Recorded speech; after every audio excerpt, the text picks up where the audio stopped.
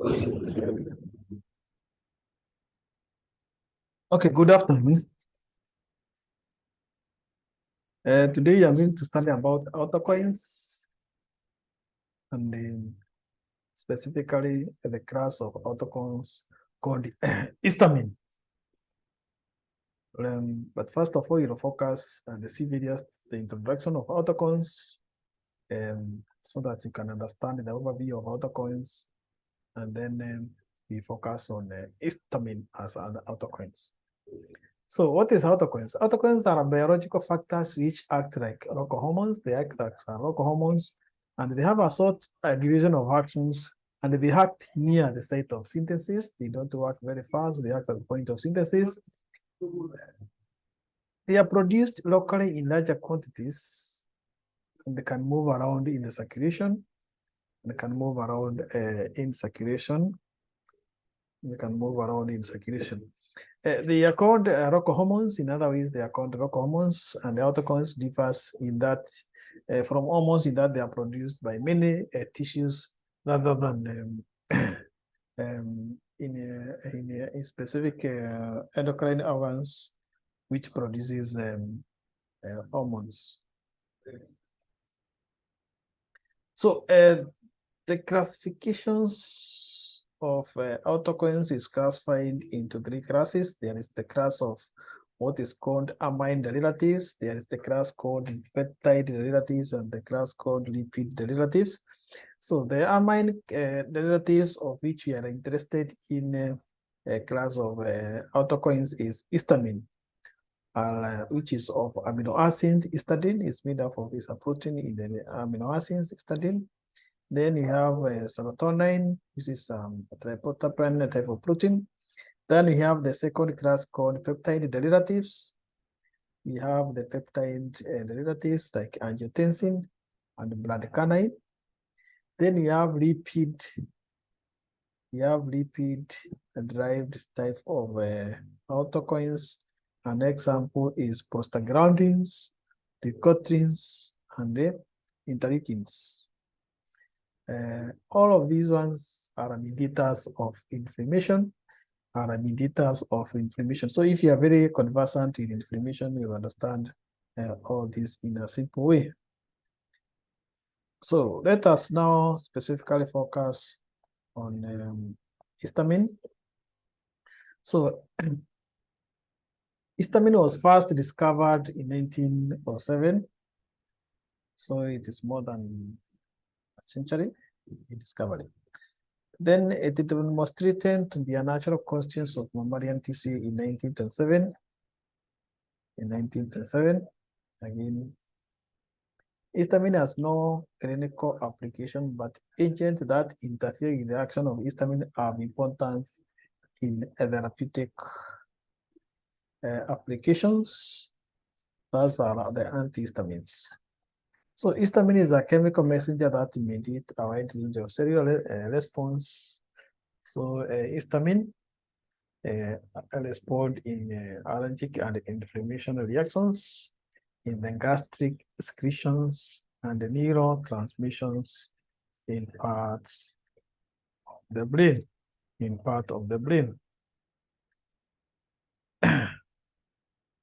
You know very well that histamine is produced by basophils and eosinophils. It's produced by basophils and eosinophils in the body.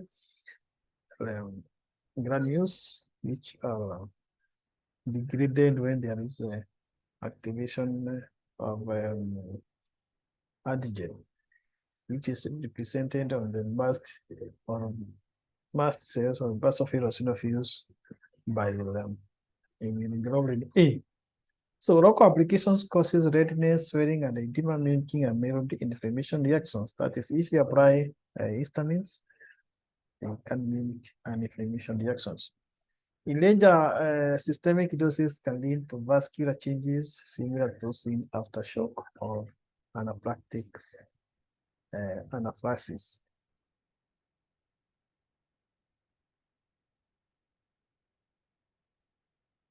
So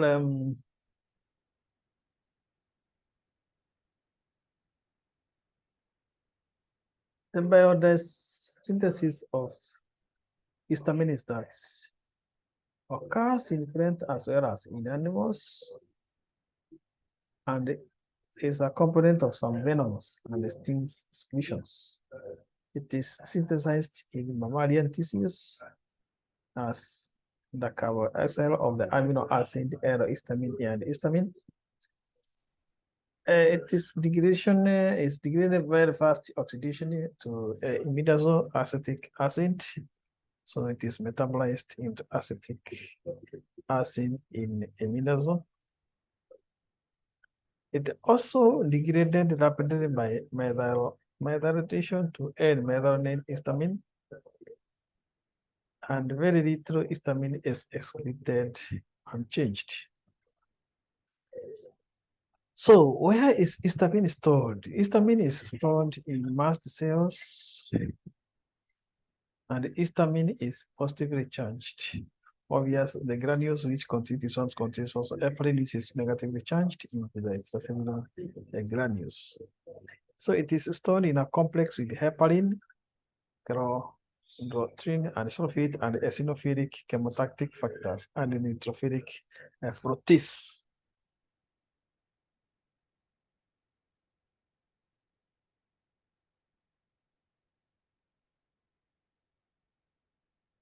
So, what are the conditions in our daily life which provokes a release of histamine? Tissue injury, number one. If there is any tissue injury, either physical or chemical agent, tissue injury, skin, mucosa, can cause immediate release of histamine by the mast cells.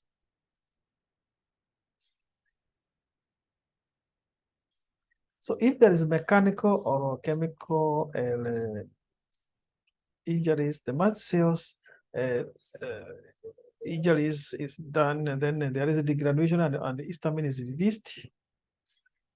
And the compound for the heat an experimental drug selectively release histamine from tissue mast cells by an exocytic degradation process requiring energy and calcium. Exocytic degradation is when there is outside the cell degradation of the granules, not inside the cell. So another condition which can cause histamine production is allergic reactions. Exposure of antigen to previous sensitization can immediately release trigger allergic reactions. If sensitized by immunoglobulin E, antibodies attached to their surface membrane, mast cells will degraduate when exposed to the appropriate antigen and release histamine and other mediators. So hypersensitivity also can provoke production of histamine. So there is drugs and other compounds which can provoke production of histamine. For example, morphine, dextran, anti-malarial drugs, dye, antibiotic, bases, alkalines, amines, quaternary ammonium compounds, enzymes, PLC protein, penicillins, tetracyclines, base drugs like amines, aminides, diamines, toxins, and venoms, proteolytic enzymes, bradykinin, caridin, and substance P.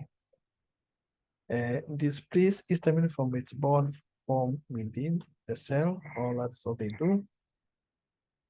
That is what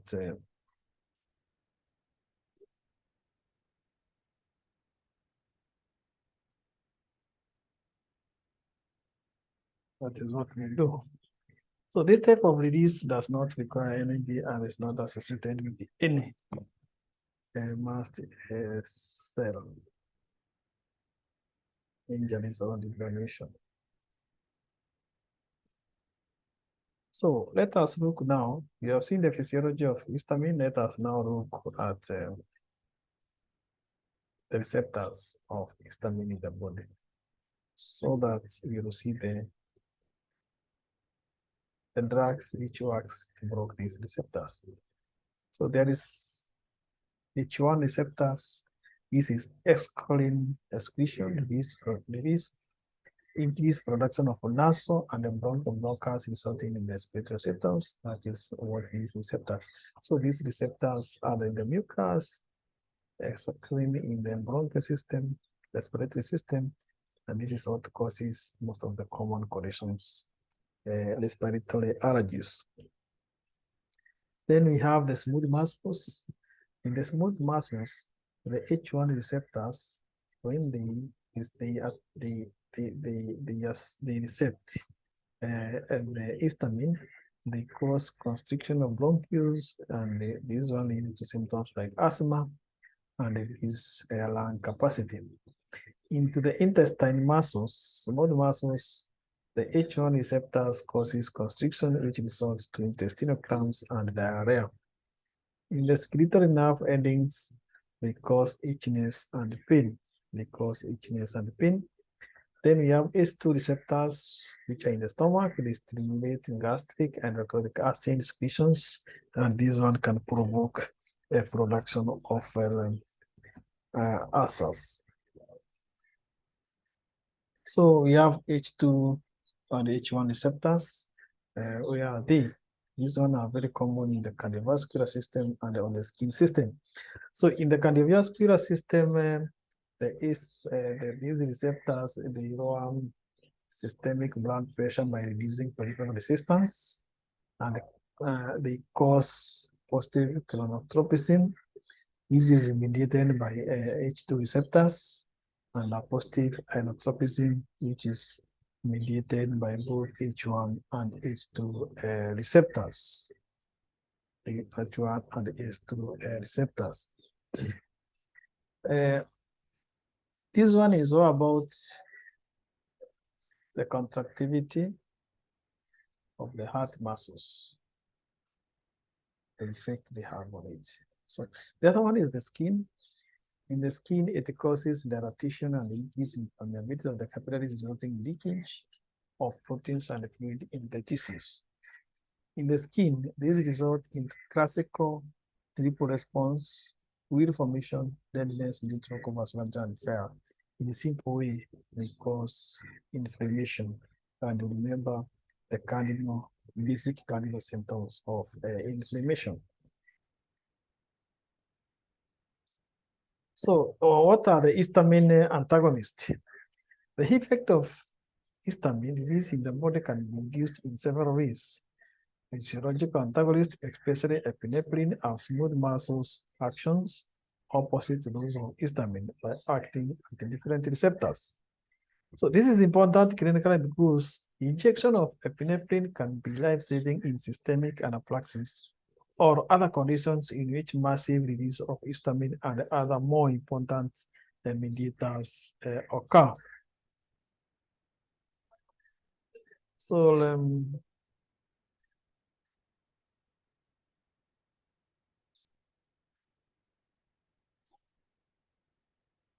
you can see a table with the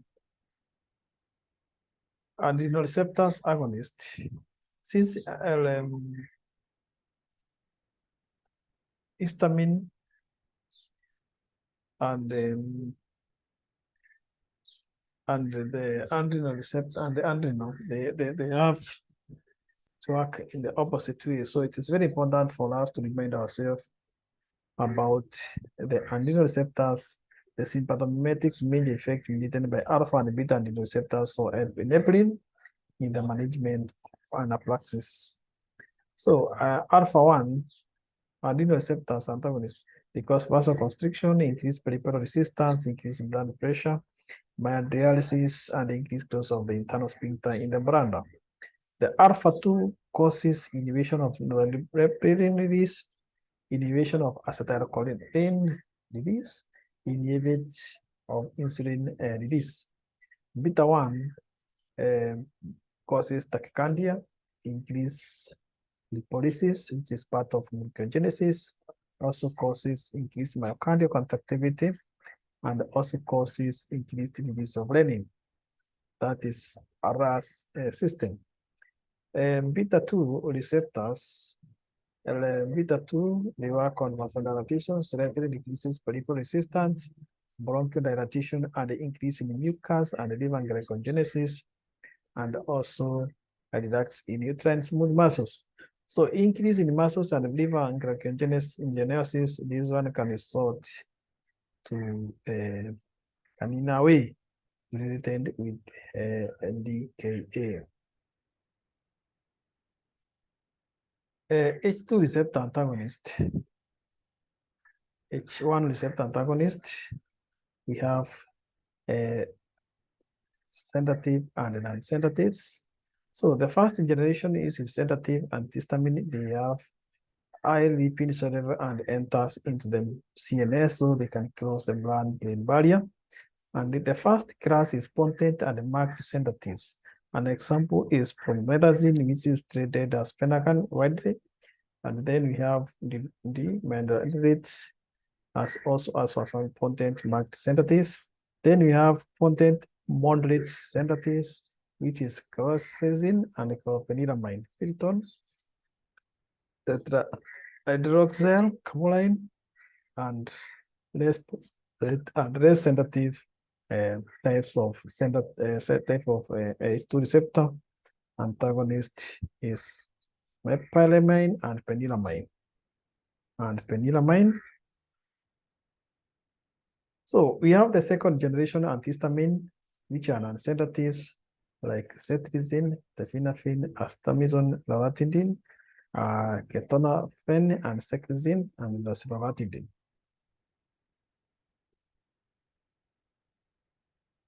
So, what is the role of